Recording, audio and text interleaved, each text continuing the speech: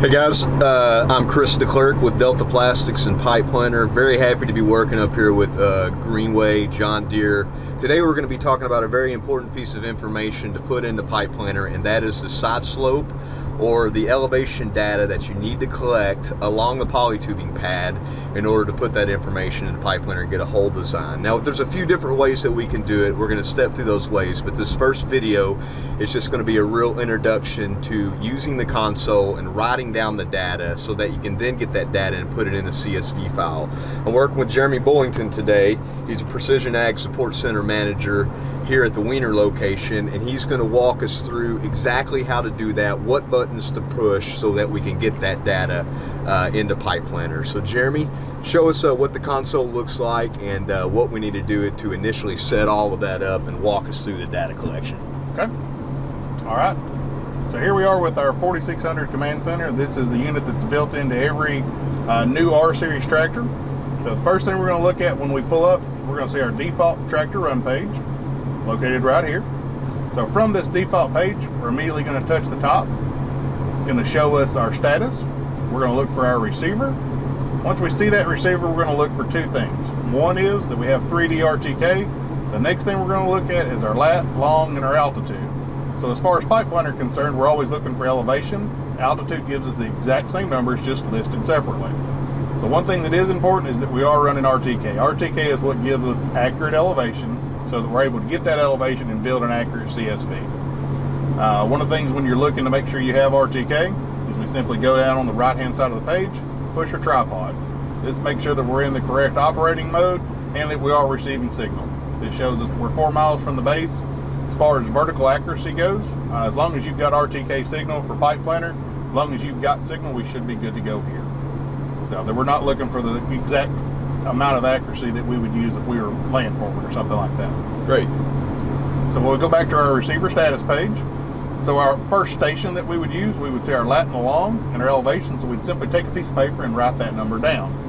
So the next thing that we're going to look at is how do we get to our next station.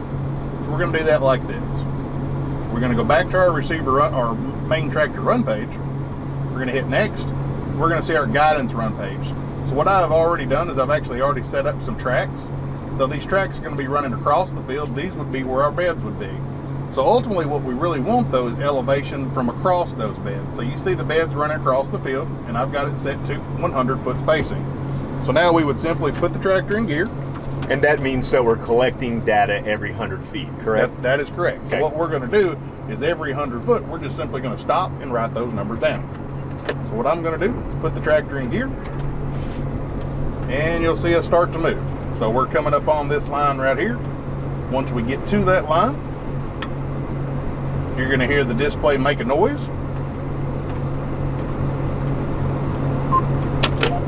So that means we know we're at 100 foot. It's not essential that we stop right on the line. What we would do is, again, simply touch that page, go back to our receiver, write down our latitude, our longitude, and our altitude. Perfect. Once we knew we were happy we're there, close the screen, come back, and simply move the machine again.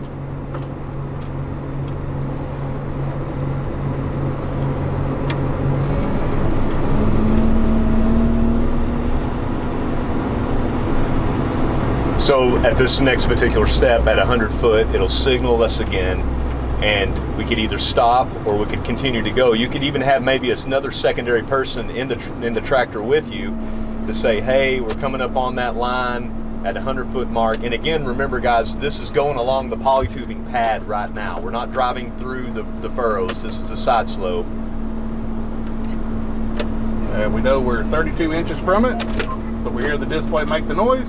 We simply stop, go up, go back to our receiver, and write down our next latitude and longitude. Great. Now, if we know we have a field that has a lot of undulation, we have a lot of up and downs through the field, maybe we need to collect data more than every 100 feet.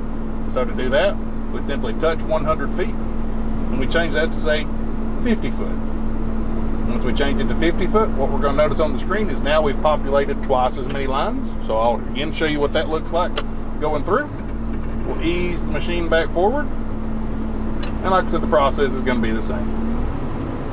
We're just collecting data now at closer intervals than we were at 100 feet. Now it's at 50 foot. Which gives us a little bit greater density of data, which is pretty good if you've got fields that have a lot of undulation to them. Okay.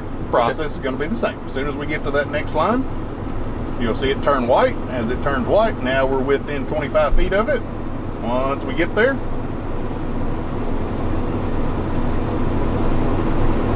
we're simply going to put the machine in neutral, let it come to a stop, and again, go back to our star fire and right down latitude longitude. Fantastic, fantastic then.